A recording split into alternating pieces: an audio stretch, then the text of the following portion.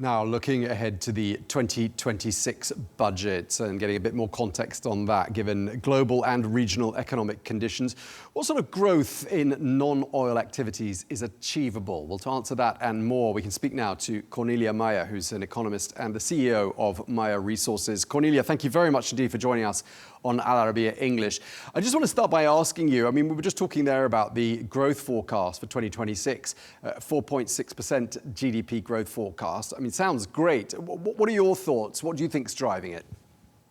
My thoughts that what's driving it, thank you very much for having me, is the growth in the non-oil economy. We now have well above 50% of the economy, 55.6% to be precise, this year in non-oil economy, expected to grow next year by 5%, whereas the rest of the economy is expected to grow, as you said, by 4.6%. So that is really very important, because that's where the employment is. And if you employ people, they will then consume, and that will help GDP to grow.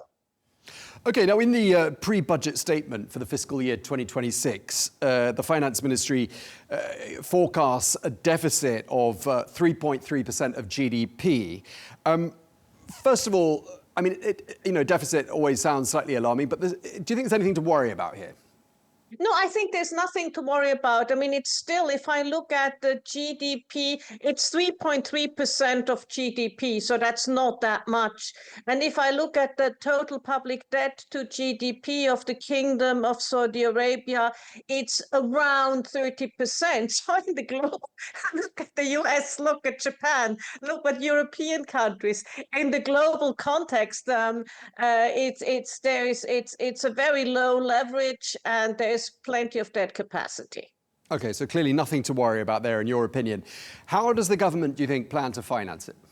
Well, it will finance it with debt. It will finance it with sukuks, with bonds, with direct loans, as they have done over the last few years. We had debt over the last few years, and we projected to have debt until about 2028, 2029.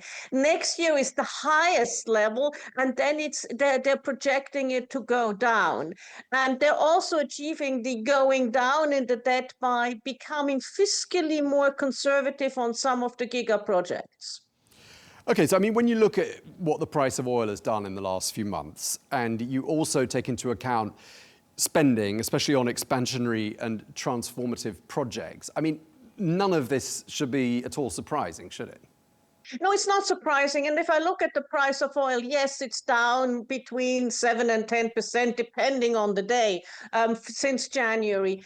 But you also the kingdom is also producing more than 300,000 barrels a day more a year, because they have the OPEC Plus has sort of opened the taps. The 2.2 million first tranche of voluntary cuts has been totally unleashed onto the market. And they're unleashing the second tranche of voluntary cuts now. So the revenue is not just the price of the oil. The revenue is price times volume, and volume has gone up. We were just speaking there to the chief economist of Riyadh Bank, who painted a pretty rosy picture of the Saudi economy, unemployment, inflation. All the other major indices seem to be pretty positive. I mean, would you share that general assessment? I would share that general assessment, especially going out with, look, I think tourism is a sector really to watch. Let's not forget, we have 2030, we have the World Expo in the kingdom, and 2034, we have the FIFA World Cup. So there will be loads of hotels built, loads of, restaurants built, and so on. So yes, I would certainly still 2034, I would see it growing. In terms of inflation, they're doing better. The kingdom is doing better than many other countries. However, with tariffs, with the unhinging of global supply chains, also the kingdom will have to feel some of the inflation. They're in a really good spot. Okay, so you're already looking beyond 2026, which is great because, of course, we're always looking towards Vision 2030 year, which is, of course, 4 years away.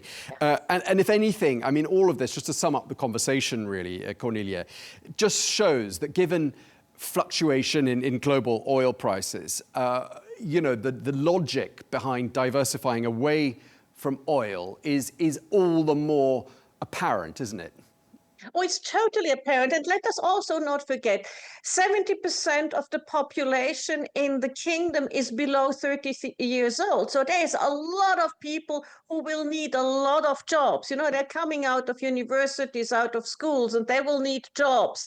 And the oil and gas industry, as well as petrochemicals, are not labor intensive industries. So it's important to have manufacturing, to have tourism, and to do all of these things to provide a perspective and a future for that bright young generation.